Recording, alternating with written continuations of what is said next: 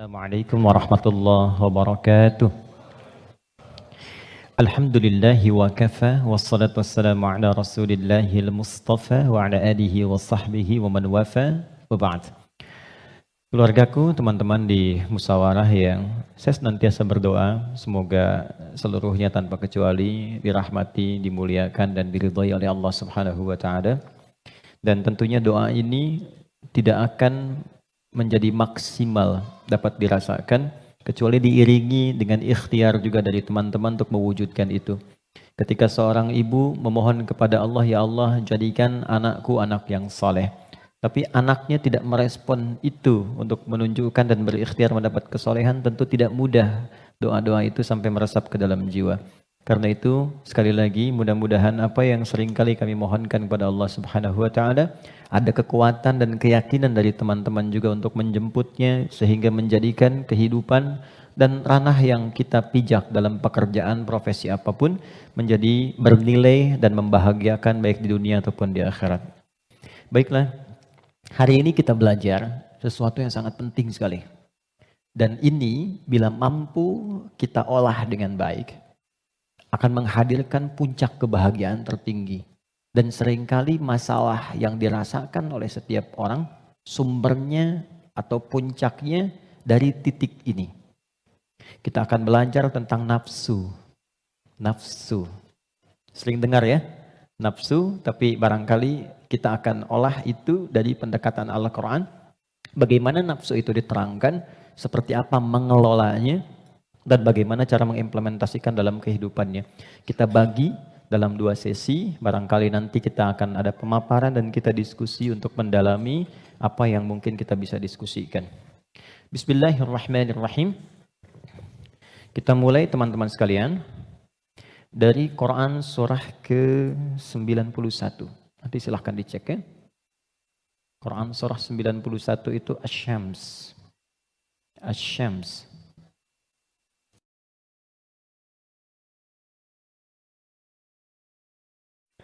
Ayat 7 sampai 10. Oke, pelan-pelan. Wa nafsin wa ma sawwaha fa'alhamaha fujuraha wa taqwaha. Ini butuh fokus agak dalam karena memang pembahasannya cukup detil, tapi saya berusaha menyederhanakan yang mampu bisa kita pahami. Wa nafsin wa ma sawwaha, dan demi nafas. Nafas diterjemahkan dengan jiwa. Wa ma sawwaha, yang telah dengan keagunganku aku sempurnakan penciptaan dan fungsinya. Fa'alhamaha fujuraha wa taqwaha. Maka demi menyempurnakan fungsi nafas ini, ditanamkanlah 2 potensi. Dan ini yang akan mengendalikan semua perilaku kita dari ujung kepala sampai ujung kaki. Kuncinya ada di sini. Apakah pandangan ini akan baik atau mengarah kepada yang kurang elok? Perintahnya ada di sini. Baik, demikian seterusnya.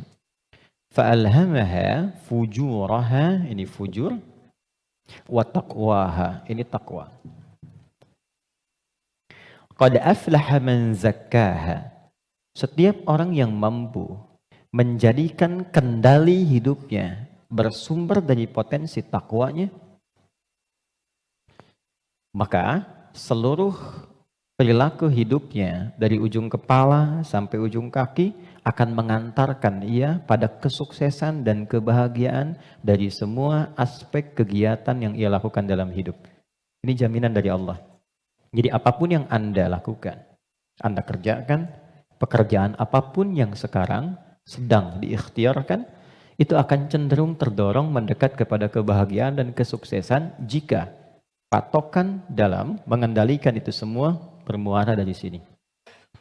Wa qad khaba man dassaha, tapi bila yang digunakan sebagai acuannya adalah yang fujur, maka ini akan cenderung mengantarkan pada nestapa kehidupan.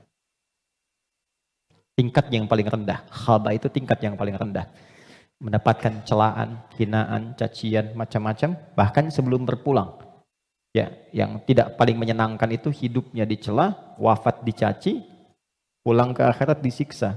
Dan itu yang tidak paling mengenakan dalam kehidupan.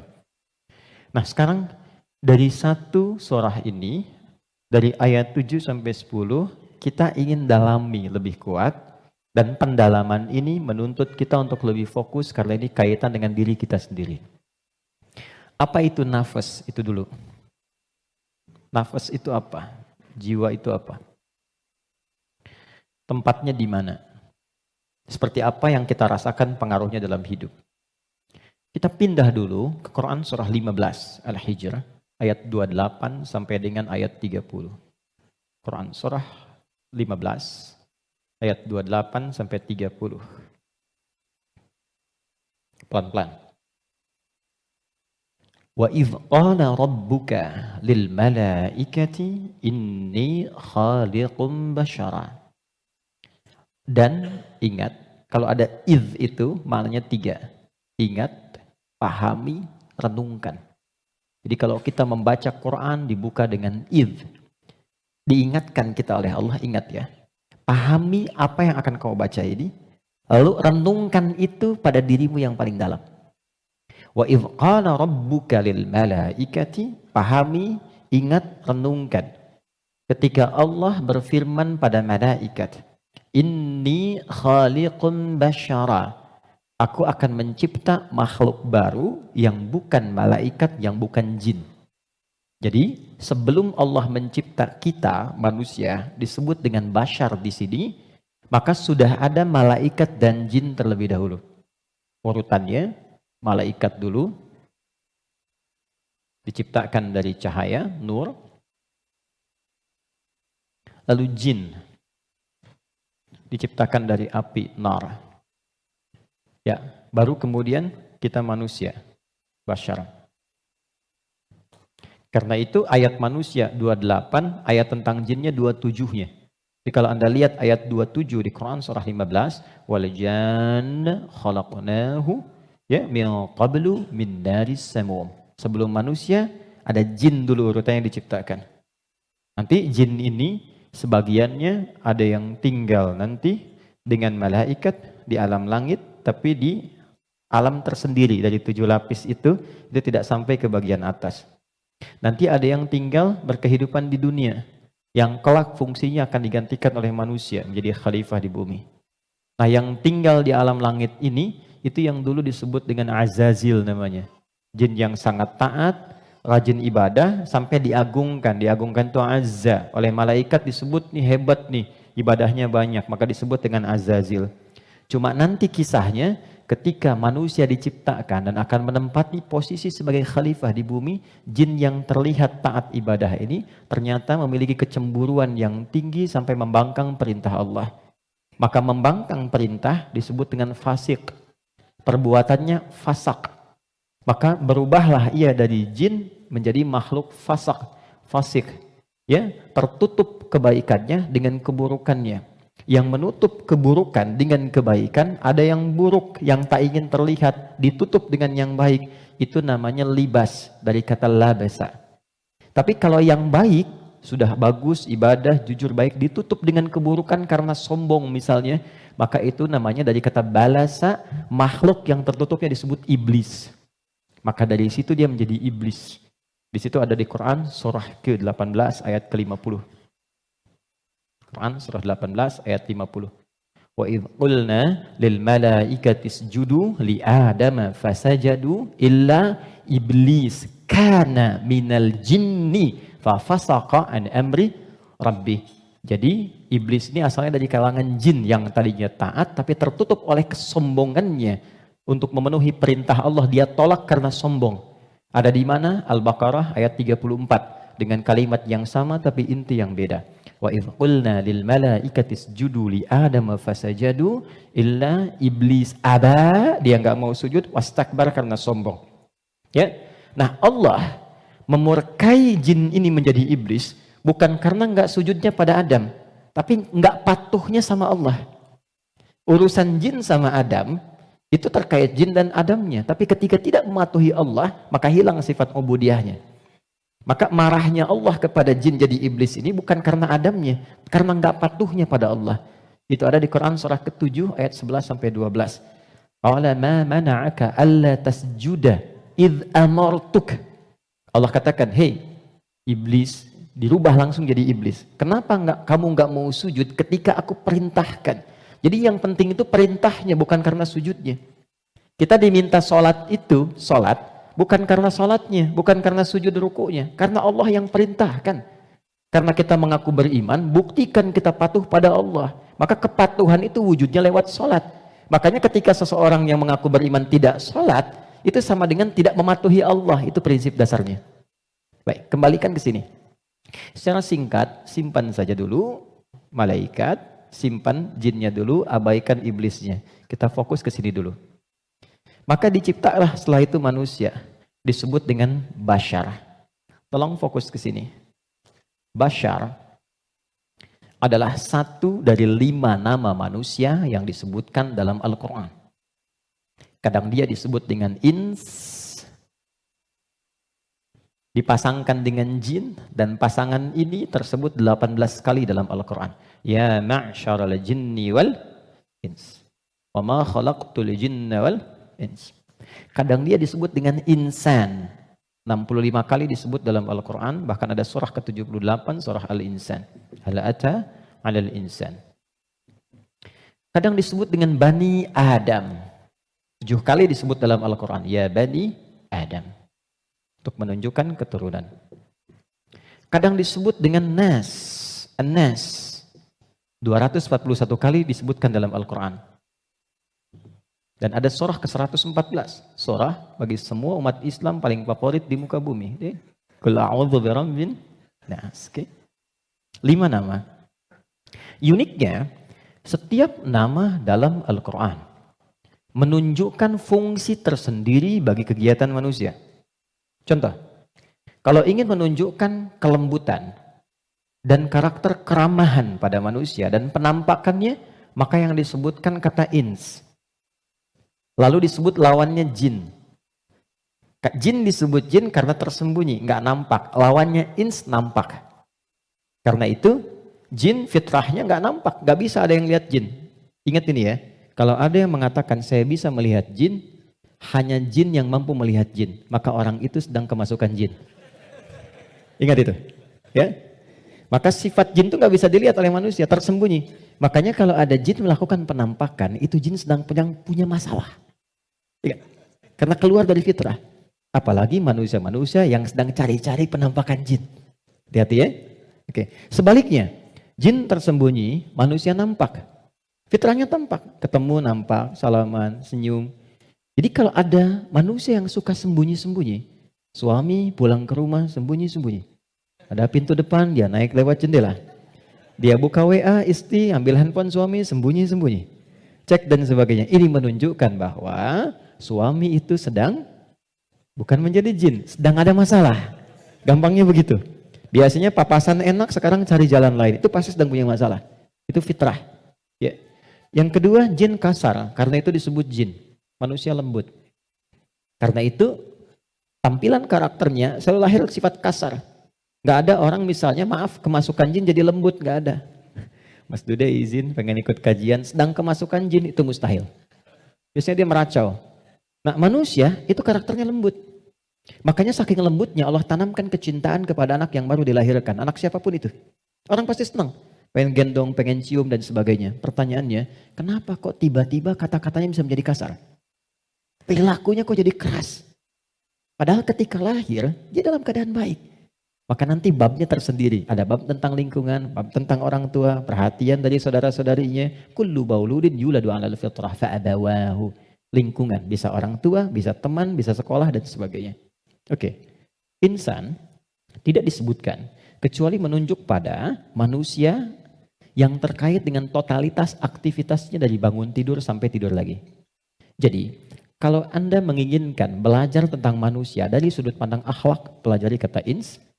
Kalau Anda ingin belajar tentang manusia yang menata kurikulum hidupnya, apa yang harus dilakukan saat bangun, bagaimana menata hidup dengan panduan-panduannya, Anda mau jadi apapun silahkan. Nanti di Quran ada panduannya. Dari bangun tidur sampai tidur lagi, keluarkan semua kata insan dalam Al-Quran. 3. Kalau kita ingin melihat genealogi kita dan perjalanan sejarah kehidupan bapak moyang kita dari Nabi Adam sampai ke Rasulullah SAW yang jadi petunjuk untuk kita, maka temukan di kalimat Bani Adam. Jika Anda ingin belajar tentang bagaimana membangun hubungan yang baik secara sosial, dengan teman, dengan lingkungan, dengan tetangga dan sebagainya, maka keluarkan semua kata nas dalam Al-Quran. Tapi kalau Anda ingin belajar tentang menata nafsu yang ada dalam jiwa setiap manusia, maka keluarkan kata bashar dalam Al-Quran. Disebutkan sebanyak 35 kali dalam bentuk tunggal dan sekali dalam bentuk dual. Nah, ketika Allah menyampaikan pertama kali penciptaan manusia, yang disebutkan kalimatnya bashar. Wa idh qala rabbuka lil malaikati inni khaliqum bashara. Bukan ins, bukan insan, bukan bani Adam, bukan annas, bashar. Apa tahapan penciptaannya? Ini intinya. Wa idh qala rabbuka lil malaikati inni khaliqum bashara min salsalin min hama'in masnun. Fa idza sawaituhu. 1. Membentuk manusia, mencipta manusia ada 2 tahapan kata Allah. Pertama fisiknya dulu. Maaf, ini secara teori dulu ya. Baik. Fisiknya dulu. Jadi yang dibentuk berproses, fisik nanti berlangsung selama 4 bulan dalam kandungan. Ini detailnya ditemukan. Misal di Quran surah ke-22 Al-Hajj di ayat yang kelima, atau di Quran surah ke-23 Al-Mu'minun dari ayat ke misalnya 11 sampai dengan 15. Hadisnya di Al-Arba'in An-Nawawiyah nomor hadis yang keempat. Contoh, saya cepat bacakan. Inna ahadakum yujma'u fi batni ummihi arba'ina yawman nutfah.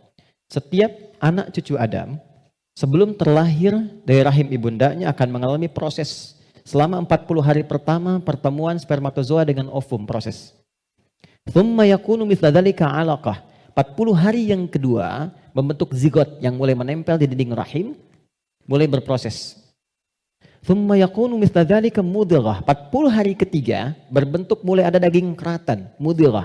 Sekarang di kurikulum kedokteran di fase modul awal, namanya modul tumbang, tumbuh kembang, itu sama. Diksinya sama, menggunakan kata mudghah. Pernah ada anak dari UIN kedokteran datang ke saya, Ustaz saya minta belajar. Saya bilang, Anda dari mana? Kedokteran. Berikan dulu semua modul Anda ke saya untuk saya pelajari dan saya belajar dari Anda, baru kemudian Anda boleh belajar dari saya. Maka saya temukan di antara modulnya ada kata mudghah di dalamnya. Baik, itu usia 4 bulan, 40 hari ketiga. 40 kali 3, 120 hari, 4 bulan. Thumma yursalu ilahil malak fayanfukhu fihi ruh. Ini poinnya. Di usia 4 bulan ini barulah diperintahkan oleh Allah ditiupkan roh. Karena itu kalau ada yang tengah mengandung usia 4 bulan, itu rohnya sudah masuk. Ya? Dan di situ nanti ada tuntunan bagaimana mendidik anak sejak dalam masa kandungan. Kami pernah share ini di hari Quran dan dipraktekkan.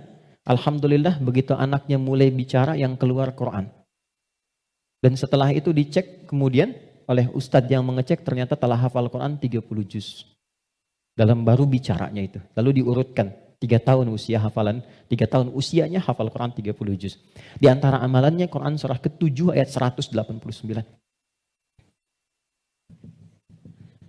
Falamma taghasyaha hamalat hamlan khafifa famarrat bi, sampai ke ujung ayatnya, da'amallaha rabbahuma la in ataitana salihah lanakunanna minasyakirin. Jadi kalau ada yang sedang mengandung, di antara sunnah membacakan untuk anak itu suami istri.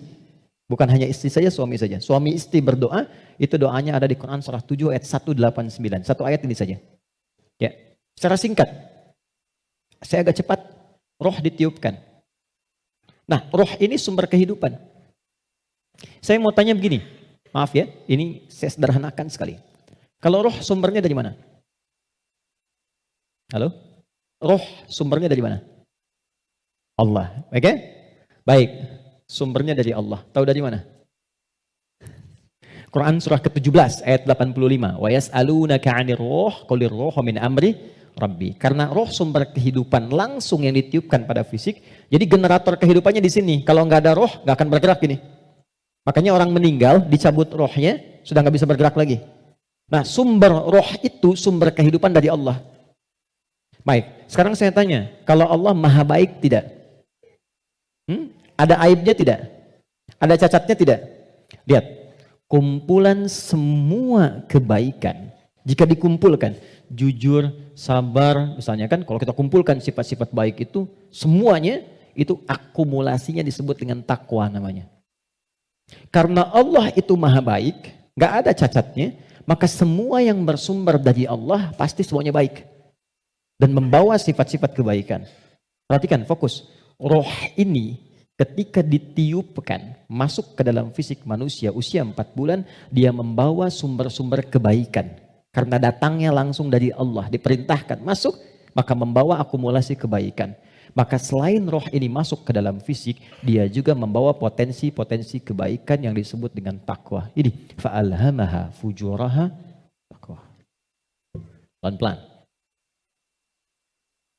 Kalau fisik ini langsung dari Allah atau ada proses dulu? Terbayang nggak maksudnya? Kalau roh itu kan langsung kan? Allah firmankan, masuk kan? Kalau fisik langsung tercipta ada proses dulu? Proses. Tadi kan sampai 4 bulan demikian, sebelumnya ada proses dan sebagainya. Proses kan? Karena proses didahului dengan ikhtiar, maka tidak sama sifatnya dengan takwa. Dia membawa sifat bawaan disebut dengan fujur. Sekarang perhatikan, saya ilustrasikan. Bismillah. Ini ada gelas. Oke, kosong ya. Ini kalau kalau saya isi air bening, ya kosong kan? Saya bukan ingin sulap ya, cuma ingin tunjukkan. Kalau ini saya isi air bening nih, bening, oke? Bening. Lalu saya campur dengan kopi. Jadi apa warnanya? Oke, berubah warna kan, intinya hitam misalnya. Saya kasih susu, berubah warna kan? Baik ya? Maka perhatikan baik-baik. Kalau kita ilustrasikan, ini ada tempat, dimasukkan kemudian air bening. Gambarkan yang bening itu takwa ini. Jelas? Takwa itu tadi sifat yang melekat kepada apa? Roh, masih ingat? Kemudian dia bercampur dengan ini, sifat bawaan dari fisik. Kenapa saya sebut tidak langsung dari Allah, tapi melalui proses ikhtiar yang Allah tetapkan? Karena maaf sekali. Kenapa namanya disebut fujur? Karena ini berkumpul segala macam bentuk di sini. Apakah teman-teman mencari semua yang halal, yang dimasak oleh istri, masuk kemudian ke dalam mulut dan perutnya, dan terkonsumsi oleh janinnya? Apakah dipastikan semua halal? Kalau dia menjadi halal, akan jadi baik. Kalau dia menjadi syubhat, ya akan menjadi bercampur. Kalau dia dari yang haram akan menjadi kotor. Karena itu yang bersumber di fisik disebut dengan fujur, yang ini pasti baik. Tadi saya katakan, kalau campurannya susu, bening, bagus, nyaman. Tapi kalau campurannya kotor, lumpur dan sebagainya, maka jadi bermasalah. Maka jangan pernah membawa sesuatu yang haram, dibawa ke rumah, apalagi dikonsumsi anggota keluarga. Karena itu pasti akan merusak dan berpengaruh kepada karakter. Karena masuknya ke sini. Itu pasti tuh. Pasti. Pernah ada riset begini, ini saya langsung lakukan. Saya baru pulang dari Tripoli, mengajar di satu tempat di Bekasi, kemudian tiba-tiba ada anak yang tidak biasa. Ini menarik ini. Anaknya unik sekali. Tapi ibunya salihah. Rajin, bapaknya salihah. Bapaknya saleh, ibunya salihah. Jadi rajin ke majelis ilmu dan anaknya unik. Nah, qadarullah alhamdulillah bertahan dengan kami itu sampai selesai belajar. Ibunya tiba-tiba datang, alhamdulillah Ustaz katanya. Anak saya bisa bertahan. Emang kenapa Bu? Tidak pernah dia bisa bertahan di satu tempat, baik di pengajian apalagi di sekolah, kecuali setelah 5 menit gurunya akan datang mengantarkan ia kepada saya, mohon dibawa pulang karena kami tak sanggup mengajarinya lagi. Nah, tanpa saya tanya, ibunya cerita, Ustadz izin konsultasi, sebetulnya ini saya adopsi. Karena dulu kami mencoba menyelamatkan, saya bekerja sama dengan kawan saya yang public figure juga perempuan, menyelamatkan 2 anak kembar dari perilaku orang tua yang ayahnya pencuri, ibunya suka mabuk. Jadi begitu sedang mengandung, ibunya masih minum minuman yang diharamkan itu. Maka itu berpengaruh kepada janinnya, lahir ia. Nah, mengeluarkan itu nggak mudah tuh, karena sudah menjadi daging. Maka harus disupport lagi dengan yang halal, ditanamkan lagi yang baik-baik supaya keluar itu. Nanti ada tahap yang ringan, tahap yang menengah, tahap yang paling susah. Tapi itu semua ada caranya untuk mengembalikan. Yang ingin saya gambarkan adalah, hati-hati kita ilmiah sekali hari ini. Ini bawaan dari gabungan fisik sifatnya fujur, yang ini roh membawa sifat takwa. Karena takwa yang bening bercampur dengan fujur, maka merubah keadaan roh. Yang tadinya murni seperti biasa, karena roh membawa sifat takwa, nyampur jadi ini, bercampur dengan fujur. Maka merubah nama roh kemudian menjadi nafas. Pelan-pelan, pelan-pelan. Kalau roh saja yang dibawa sifat takwa, udah pasti baik tuh. Tapi karena dia bercampur dengan ini, yang bahannya banyak tuh, ya, dan sifat fujur, maka berubah nanti dari sifat yang takwa ini bercampur dengan fujur, merubah nama roh saat masuk ke dalam tubuh, berubah menjadi nafas. Dari sini diserap ke dalam bahasa Indonesia menjadi nafas. Ya, maka dikatakan seseorang bisa bernafas ketika rohnya masuk. Tapi dalam keterangan Al-Quran bukan cuma bisa nafas, di situ akan tergabung takwa, potensi yang dibawa oleh roh sebagai sumber kebaikan. Di sini ada fujur, potensi yang dibawa oleh fisik, ya, yang kadang-kadang menjadi lawan daripada sifat kebaikan. Pelan.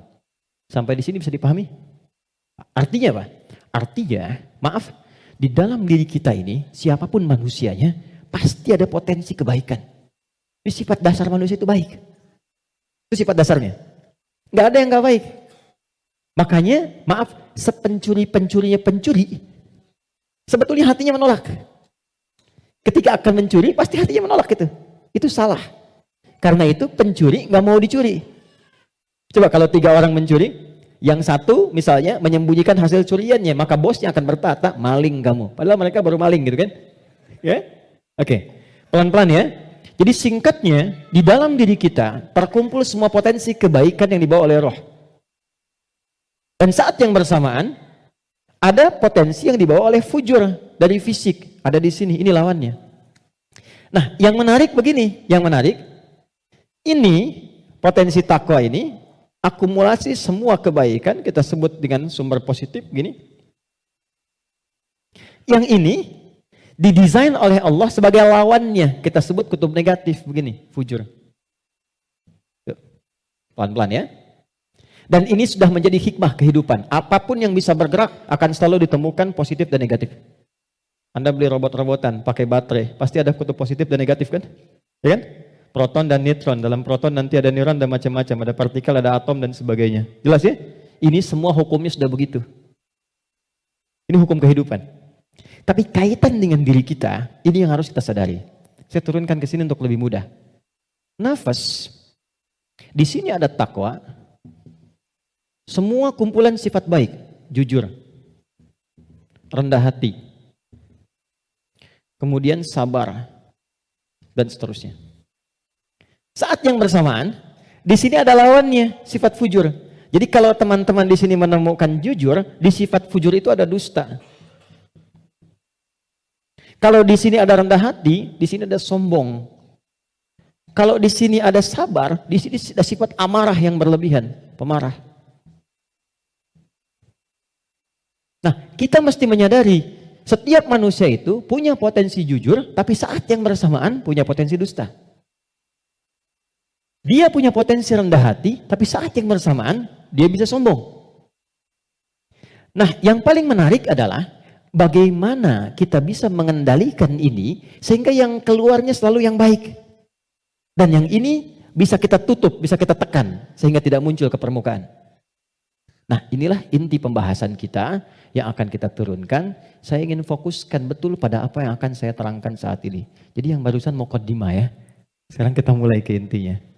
Saya ingin berikan penjelasan dari akarnya dulu supaya kita paham tentang diri kita. Jelas sampai di sini? Halo, jelas ya? Oke. Yuk kita lihat. Kembali ke Quran surah Asy-Syams ayat 7 sampai 10.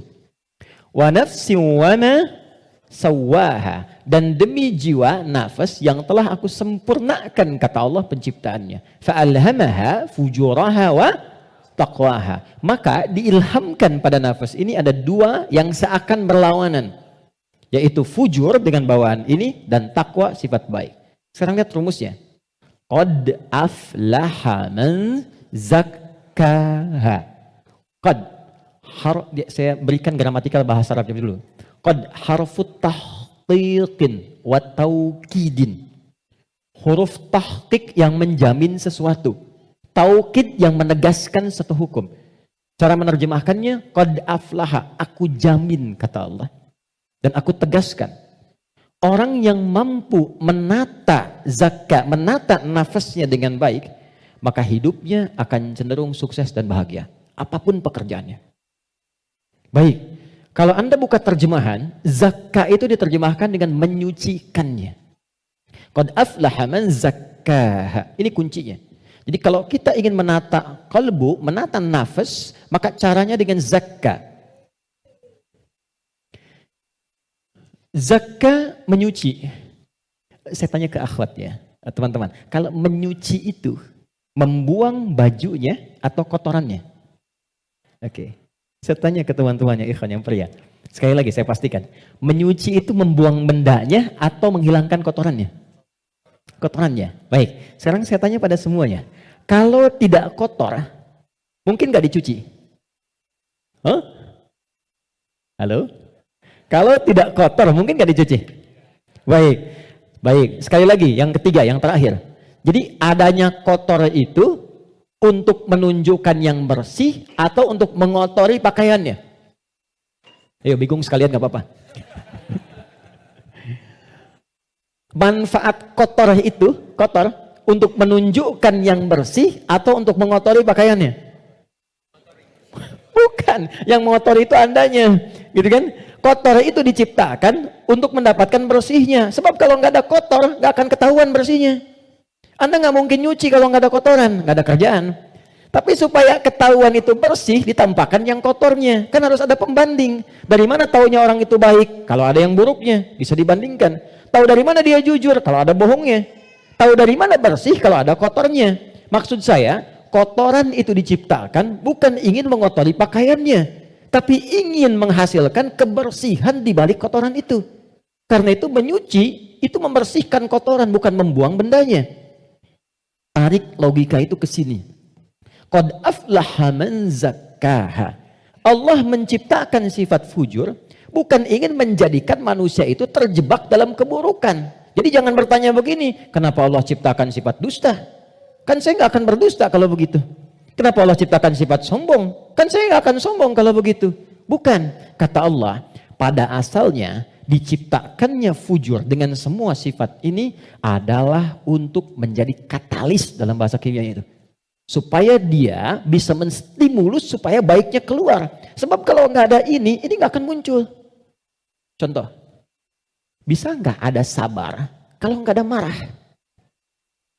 Antum pulang ke rumah, ketemu istri. Tiba-tiba nyampe rumah, istri bilang, "Pak, sabar ya Pak, sabar," gitu. Padahal nggak ada hujan, nggak ada angin, nggak ada apa-apa. Kira-kira respon antum gimana? Sayang, kamu sehat? Kan? Nggak mungkin kan? Ada amarah, pim. Mau marah nih, sabar aja, sabar, nggak usah dibalas. Nah, kapan ada sabar kalau ada pemicunya? Kapan ditemukan jujur? Ketika ada dusta. Jadi dusta itu diciptakan bukan ingin menjadikan Anda sebagai pendusta, tapi sebagai katalis supaya jujurnya muncul. Sabar diciptakan dan marah diciptakan untuk supaya yang baiknya muncul. Sebab kalau nggak ada marah, sabarnya nggak akan naik. Paham nggak sampai di sini? Nah, cara kita mengolah dibalik kata Quran, qad aflaha man zakkaha.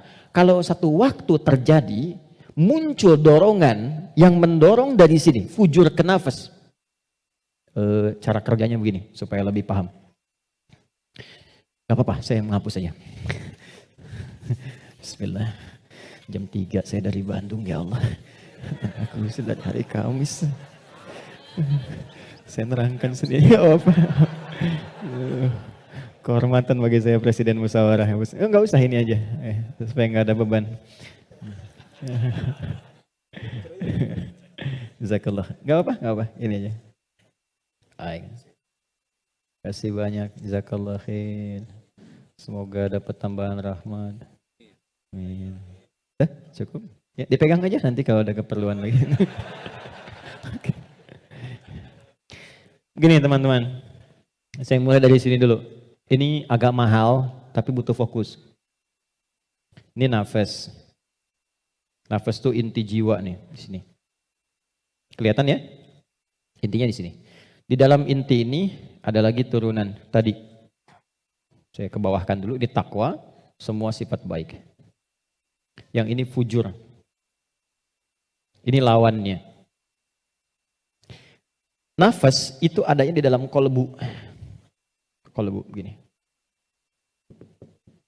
Yang sering terjemahkan dengan hati. Adanya di sini, kolbu. Kolbu adanya di sodrun. Nih, ini. Masih ingat teman-teman kalau sholat kan, Allahu Akbar tangannya di sini kan? Ini posisi tangan ini sodrun. Di dalam sodrun ada kolbu. Nih, ini ada sodrun. Semua apa yang kita lakukan, sumbernya dari sini. Misal, kita mau bicara nih, kalau yang keluar baik, itu ini yang perintahkan dari sini. Ke sini, ke kolbu, sodrun keluar, ditembuskan langsung ke akal kita, keluarkan sepersekian detik. Kalau yang keluar yang buruk, sumbernya dari sini. Jelas? Nah, saya ingin katakan dulu sebentar, setan sudah meminta kepada Allah sejak Adam diturunkan supaya diberi kewenangan untuk menggoda yang ini. Itu nanti ada di surah An-Nisa di ayat yang ke-118. Dari ayat 116 sampai 118. La'anahullah wa qala la'attakhidanna min ibadika nasiban mafruḍa. Ketika dia dilaknat oleh Allah, dia berkata, ya Allah izinkan aku menggoda satu bagian dari manusia. Maksudnya yang ini. Di sini sumber keburukan nih. Dalam bahasa Arab, buruk itu disebut dengan su namanya. Su, gini. Pelan-pelan. Nah, setan menggoda, memprovokasi dengan halus. Memprovokasi dengan halus itu bahasa Arabnya was-was. Was-wasa yuwaswisu. Halus sekali. Dia masuk lewat sini. Sodrun. Jamaknya sudur. Jamak dari sodrun sudur karena manusianya banyak. Di Quran surah ke-114, alladzi yuwaswisu fi sudurin nas. Dia menggoda ke sini, ke kolbu, ke sini. Alih-alih bicara yang baik, dia katakan keluarkan yang kasar. Tak sadar keluar. Begitu keluar bentuknya dalam bentuk perbuatan, maka keluar namanya su, kata-kata yang kotor. Kata-kata su. Karena ini melewati nafas, nih, kan dari nafas nih. Tidak dilihat fujurnya, yang dilihat nafasnya. Oh, ternyata nafasnya itu memerintahkan kepada su. Nafas ketemu su, disebutlah nafsu. Oh, ya, ini asalnya nafsu. Ini asal kalimat nafsu. Dari mana ini ditemukan? Quran surah ke-12 ayat 53. Paling kiri sebelah atas di mushaf. Quran surah 12 Yusuf ayat 53. Wa ma ubarni'u nafsi innan nafsa nafas la amaratum bisu. Nafas ketemu su jadilah nafsu. Jelas? Nah, asalnya nafas ini netral. Di dalamnya ada takwa, ada fujur. Yang ini yang kelihatan jelek sebetulnya asalnya katalis untuk yang ini. Bukan ingin menjadikan kita berbuat buruk, tapi lebih menjadikan yang fujur ini mendorong supaya yang sifat baik itu muncul ke permukaan. Pertanyaannya caranya bagaimana? Kata Quran, qad aflaha man zakkaha. Zakka sifatnya disebut tazkiyah. Cara paling gampang memahaminya adalah ketika muncul dorongan yang kurang bagus, cari cepat lawannya yang baik, yang ini. Karena ini diciptakan untuk memunculkan yang takwa. Jadi ketika Anda menemukan ada yang dusta, bukan mengajak Anda berdusta, tapi supaya Anda memunculkan kejujuran dalam diri Anda. Ketika ada seseorang misalnya datang dengan kesombongan, maka itu adalah pelajaran bagi kita supaya jangan ikut sombong. Yang dimunculkan sifat rendah hatinya. Dicari lawan terbaliknya. Itu poinnya. Prakteknya bagaimana? Contoh. Apa lawan cemberut? Lawan cemberut apa? Senyum. Jadi kalau istri cemberut, harusnya antum senyum. Cemberut dititipkan kepada istri bukan membuat antum supaya marah atau mengintegrasi, tapi supaya antum senyum. Antum pulang ke rumah, lihat istri sedang cemberut. Oh, cemberut, lawannya apa? Senyum. Sayang, kok cemberut? Kayaknya kenal. Sling, ada hadiah iPhone 14 Pro Max misalnya. Contoh. Dalam hidup tuh simpel sebetulnya, cari lawannya. Sedih lawannya apa? Senang. Ketika ada seseorang sedih, cari apa yang bisa membuat dia senang. Ya, ketika seseorang misalnya sedang gelisah, cari ketenangan. Ketika ada seorang berbuat sombong, antum datang dengan kerendahan supaya mengajarkan dia kembali kepada sifat rendah hati ya. Kalau semua orang bisa melakukan semua ini, walaupun tidak mudah mengerjakannya, maka kata Allah hidupnya akan cenderung bahagia. Itu asalnya. Tapi problemnya adalah di sini ada setan yang memberikan was-was supaya ini muncul dominan.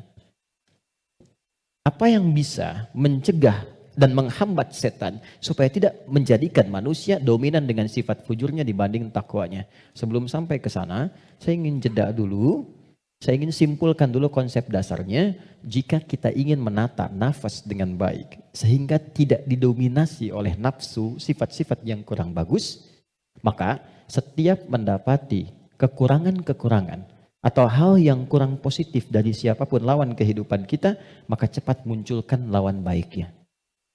Kadang-kadang yang diuji bukan kita, yang diuji orang lain, tapi yang disasar hikmahnya kita. Itu namanya fitnah. Jadi fitnah itu tidak harus selalu tuduhan. Bisa jadi ujian. Misal, inna min azwajikum wa auladikum, bahkan amwalikum fitnah. Kata Allah, anak-anak itu jadi fitnah.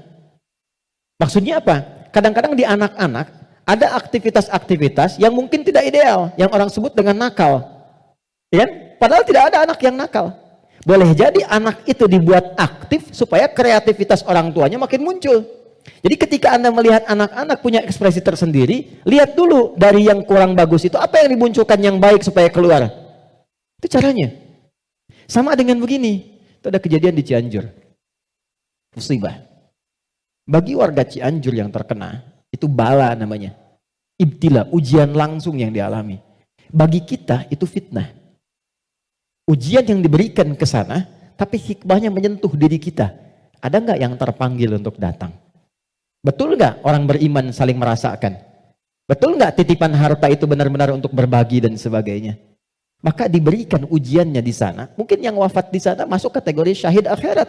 Karena di antara syahid itu kan tertimpa bebangunan, meninggal dia syahid. Kita wafat bagaimana? Maka disentuh untuk datang. Kami ke sana bangun posko, lihat teman-teman, maaf ya, ini pelajaran besar ya. Mohon kalau kurang berkenan, mohon saya dimaafkan dengan kalimat ini. Demi Allah saya katakan, rumah yang mewah sampai yang biasa hancur. Dan yang paling menarik bukan itu. Yang paling menarik hati kita untuk merenungkan.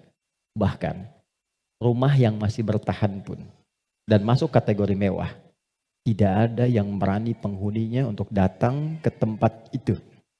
Dia lebih memilih mengungsi atau tinggal di tenda-tenda yang bahkan jauh dari kata layak.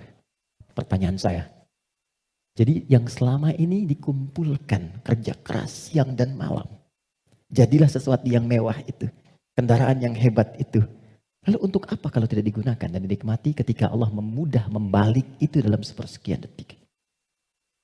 Maka saya ingin katakan pada teman-teman, jangan sampai terjadi dalam satu masa, dalam satu waktu, sudah kerja, lelah, capek dan sebagainya, tapi karena hubungan yang jauh dari Allah, atau karena sebab tertentu, justru berbalik nikmat itu menjadi sesuatu yang bahkan tidak bisa dinikmati secara langsung.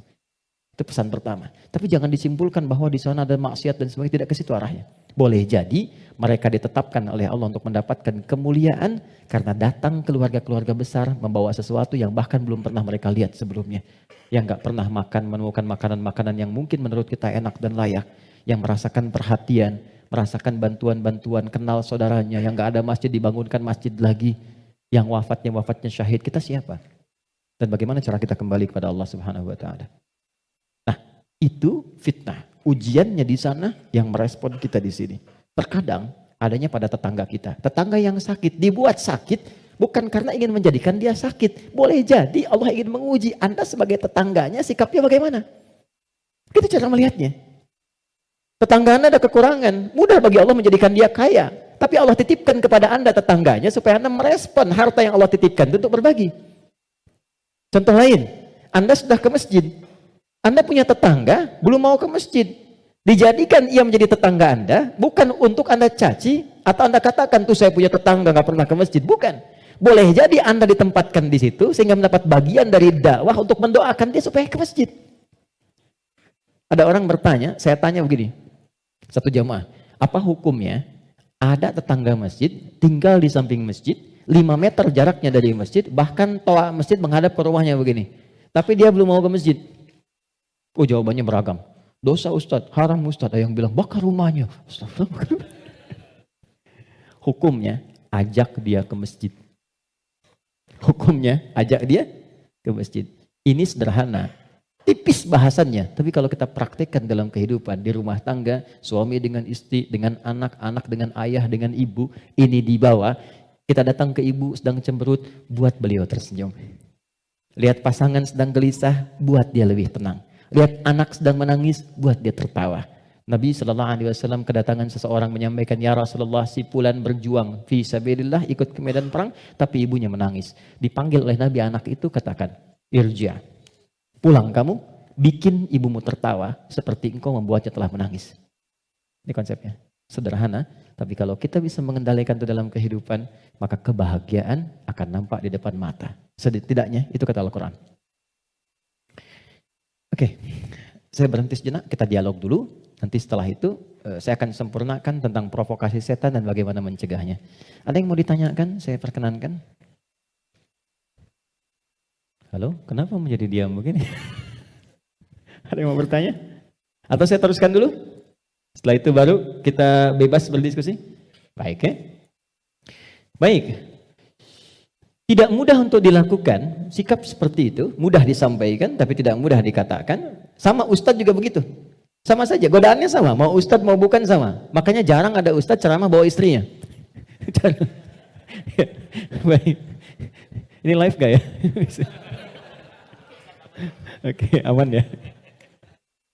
Baik, saya kembalikan di sini. Kenapa? Karena sama, ada setannya. Ini poinnya.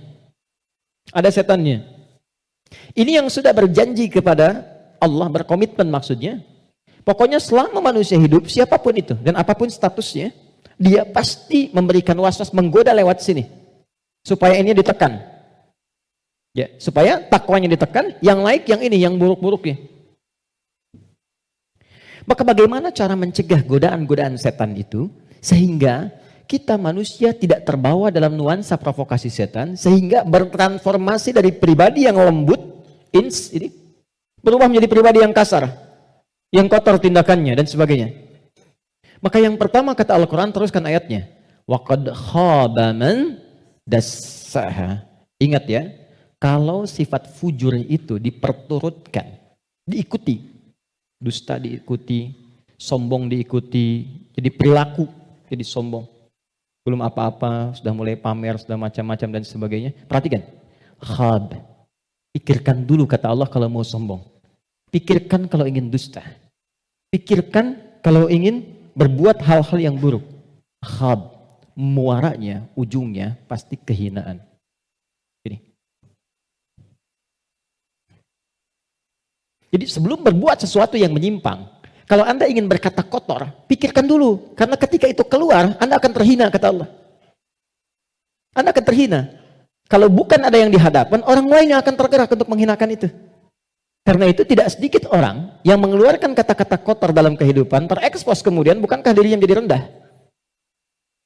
Mau sombong, bagi dirinya mungkin hanya ingin menampilkan kerja keras saja. Tapi ketika ditampilkan dalam bentuk sombong, diikuti provokasi ini, maka apa yang terjadi? Khab.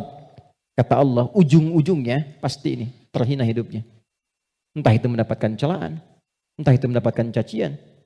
Jadi semua bentuk keburukan yang dialami oleh manusia itu kembali kepada perilakunya. Dan pada akhirnya adalah mengikuti bisikan-bisikan yang disampaikan oleh setan.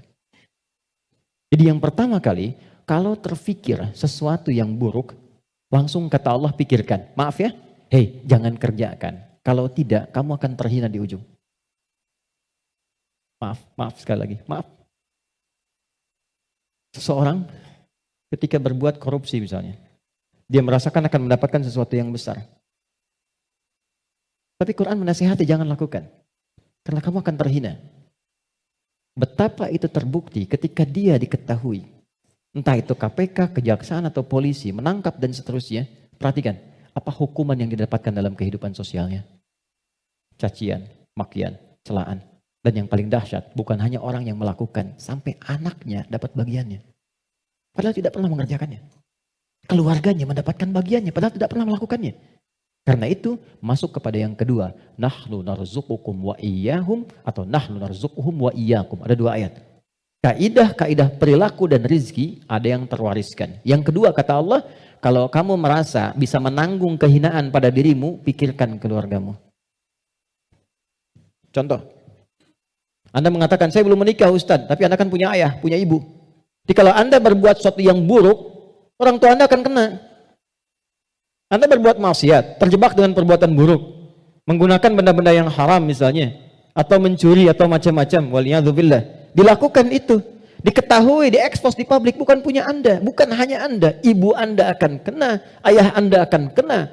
Karena itu kata Quran, sebelum Anda berbuat yang kurang baik sebagai anak, pikirkan dulu orang tua.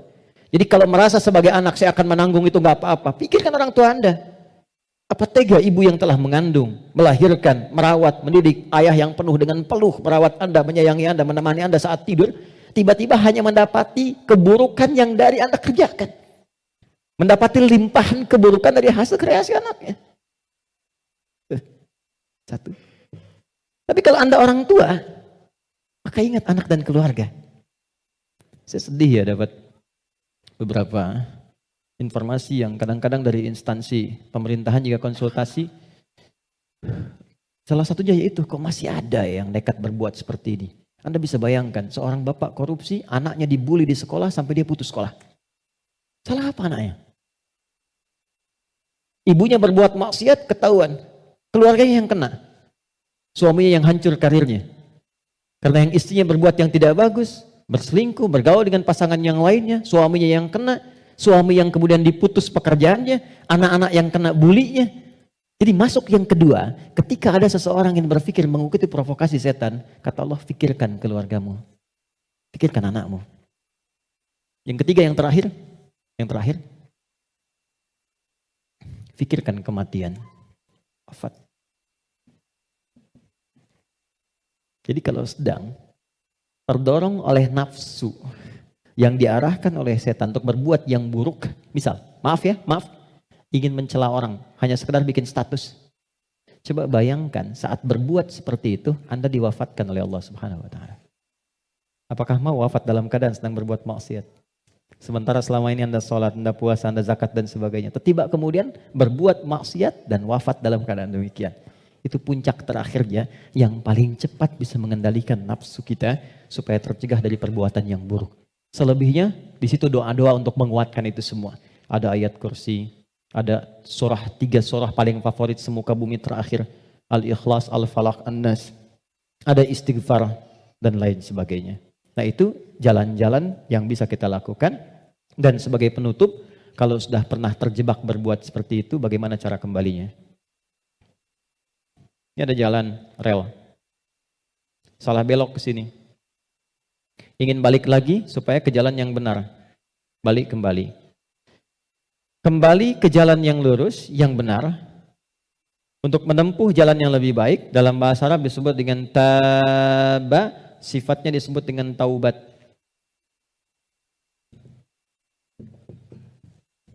Maka muncullah ayat taubat. Quran surah ke-4 ayat 17. Quran surah ke-4 ayat 17. Saya berhenti dan berakhir di sini. Ada?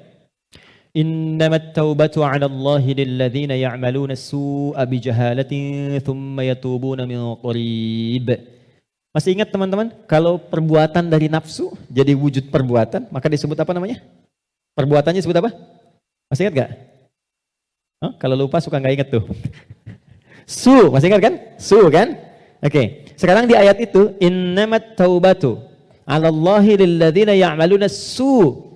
Kata Allah, kalau ada yang pernah terjebak berbuat buruk dalam hidup, kata-katanya keluar kotor, tindakannya nggak bagus, hartanya didapatkan dari jalan yang tidak baik misalnya, terus dia ingin merubah itu, dia merasa saya diprovokasi oleh setan, terjebak oleh nafsu, pengen berubah, pengen menghilangkan itu semua, maka apa yang harus dilakukan? Tsumma yatubuna min qarib. Ini yang indah nih. Bab ini yang paling penting. Mohon fokus baik-baik. Ini yang paling penting dan ini yang paling dahsyat yang bisa kita dapati saat ini. Tsumma yatubuna min qarib. Ini kalimatnya. Gak perlu dihapus dulu, biarkan dulu saja. Nih, teman-teman gini. Kemudian saat dia sadar itu salah, dia bergegas ingin segera memperbaiki. Kalimat ini menjadi mahal karena ada informasi di dalamnya dan ini rahasia. Mohon dijadikan antara kita saja di hari ini ya. Perhatikan kalimatnya. Ternyata, maaf, seburuk-buruknya perbuatan yang pernah dikerjakan oleh manusia, rahmat Allah menjadikan setiap manusia itu selalu mendapat kesempatan cahaya untuk kembali. Karena itu, seburuk apapun perbuatan yang pernah dilakukan, pasti akan ada kilatan di hati kita yang mengingatkan, apa masih mau begini terus? Bisa nggak saya berubah? Pernah nggak merasakan itu? Ya, bisa nggak saya tahajud malam? Bisa nggak saya sholat? Sampai kapan saya mau begini? Nah itu yang mahal. Kadang-kadang datangnya lewat renungan, kadang-kadang datangnya lewat pandangan. Misal Anda pulang dari pekerjaan, kok tiba-tiba Anda lewat ke depan masjid yang banyak orang sedang menunaikan sholat. Tiba-tiba Anda lewat ke pesantren yang anak-anak kecil sudah bawa mushaf, pengen menghafal. Sedang melihat kan? Pertanyaan saya, kok bisa Anda lewat situ, padahal bisa melalui jalan yang lain? Itu kalau bukan sayang Allah, gak mungkin diberikan demikian. Kadang-kadang lewat pendengaran.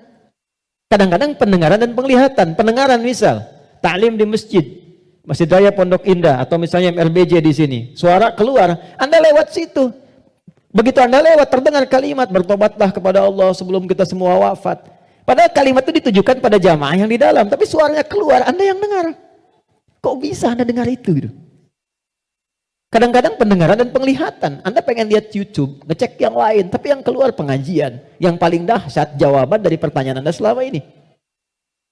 Nah itu yang dimaksudkan. Kalau Anda mengalami momentum seperti itu, kata Quran cepat ambil. Karena Allah sedang memberikan kasihnya secara langsung tanpa campur tangan siapapun. Biasanya, kalau dalam kondisi seperti itu disambut oleh seorang hamba, maka muncullah rahmat Allah pada saat itu yang akan langsung merubah hamba itu menjadi kekasih Allah Subhanahu wa taala. Makanya tidak sedikit orang menjadi kekasih Allah. Kekasih itu maksudnya sangat dekat dengan Allah sampai doa pun baru minta udah dijawab. Siapa di antara mereka aulia Allah itu? Rata-rata ada di antara mereka yang tadinya pelaku maksiat. Terus merasakan nikmatnya taubat, meningkat ibadahnya, dan sekatnya seakan-akan menjadi jauh, terpisah, lepas dari dirinya, nyambung ke Allah begitu cepatnya. Doanya cepat terjawab, zikirnya terasa dengan nikmat. Itulah aulia Allah. Nah, jadi yang ingin saya katakan adalah, kalau satu kali berbuat salah, terfikir, kemudian ada kilatan di hati kita, di pikiran kita, atau mendengar atau melihat sesuatu, mengarahkan kita untuk bertobat, cepat ambil itu. Cepat ambil. Itu yang dimaksud Quran surah ke-29 di ayat yang terakhir. Walladzina jahadu fina lanahdiyannahum subulana. Setelah itu, sesali perbuatan yang pernah dikerjakan, minta ampun pada Allah. Kalau terkait dengan manusia, minta maaf. Datangi. Dan jangan merasa sungkan. Jangan merasa sungkan. Kenapa berani berbuat salah tapi tidak berani meminta maaf?